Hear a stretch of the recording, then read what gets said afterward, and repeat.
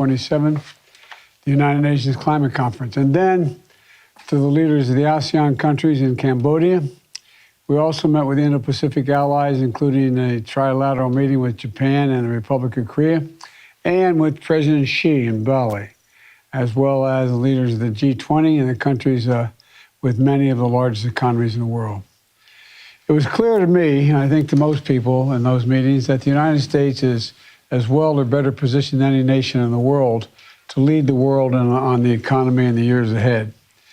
And there's a strong sense from all the leaders of the world of the strength of the American economy, and we've seen the willingness to want to work together and also here at home. We had an extraordinary 2 years of progress from the American Rescue Plan, the Bipartisan Infrastructure Law, Inflation Reduction Act, and the CHIPS and Science Act. But what I'm most excited about is that people are starting to see the impact of these legislative achievements in their own lives. We're just getting started. We passed them this year, but now they're really going to kick into effect. It's going to accelerate in the months ahead. And the implementation of these legislative achievements is going to be one of the key parts of the success, I believe, for the economy. And that's one of the reasons why I wanted to bring us together today. You know, I've called together a group of labor leaders and business leaders to discuss progress in building the economy from the bottom up and the middle out. And they've been partners in creating the jobs of the future and in building a world-class workplace ready to compete to fill those jobs. And our approach, I believe, is working. The economy grew at 2.6% last quarter, while inflation started to slow and unemployment stayed low. But what do these economic statistics really mean to people? Well, here's what they mean, in my view. We've added jobs every single month of my presidency, more than 10 million jobs total. 700,000 of them were manufacturing jobs. Inflation at the grocery store is coming down slightly. Prices for things like clothes and television and appliances are going down as well as we head into the holidays. This week we saw the growth in prices in business pay for goods and services to come down as well.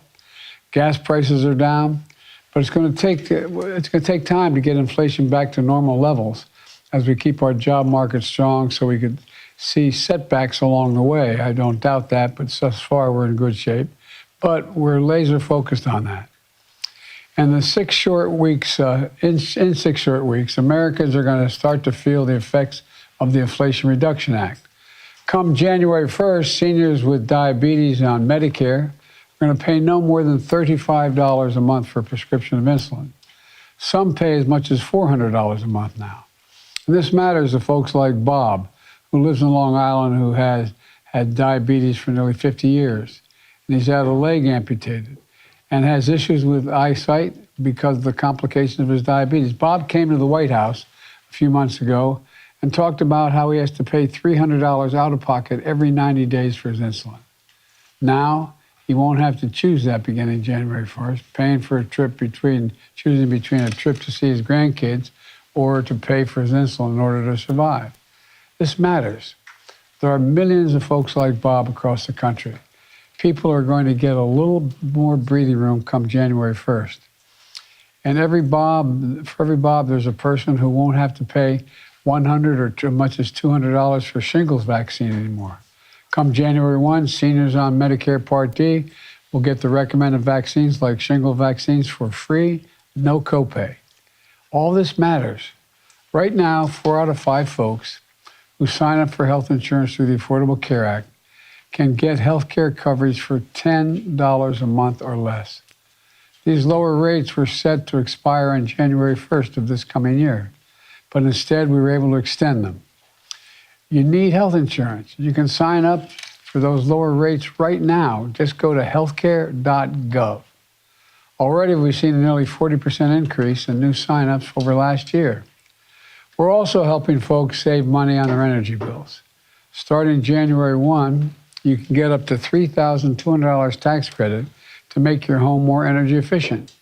You can get up to $600 tax credit for new windows, $500 for new doors, $2,000 to install a heat pump, $600 to replace electric panels.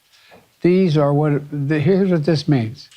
If you're living in a home with a drafty windows and doors starting January 1, you'll be able to save up to $1,100 in the cost of replacing them.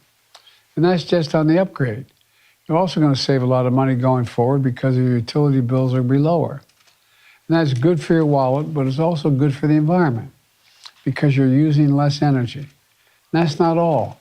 If you want to install solar panels on the roof, you can get a tax credit for 30% of the cost. It'll bring down the cost of installation by about $7,500.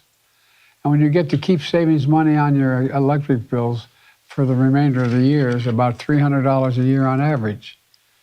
Look, if you switch to electric pump to heat your home, you can get a tax credit covering up to $2,000 of the cost. But that heat pump's going to save you hundreds of dollars a year on your energy bills, depending on where you live and what kind of heating system you rely on today.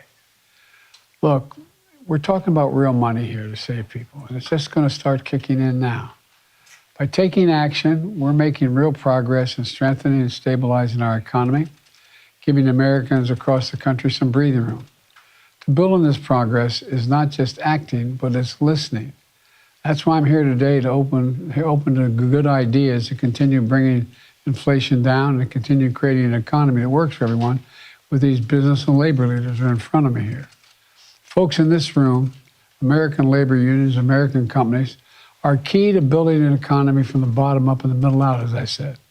I look forward to continuing to partner with them and hearing their thoughts about things I should do and should not do, ways we can continue to strengthen the American economy, and about how we can work together going forward.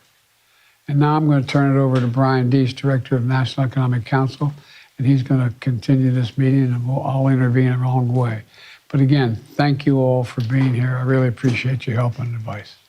Brian, it's all yours. Thank you, Mr. President. I think we're going to just pause a moment while we have the press depart and we turn to the rest of the meeting here. But as they do, I'll just add my thanks to all of you for convening here together. President Secretary, we're just back from a long overseas trip here, so looking forward to the conversation. Any reaction to the appointment of a special counsel, Mr. President? Thank you. Thanks, guys. Let's go. Thanks, guys.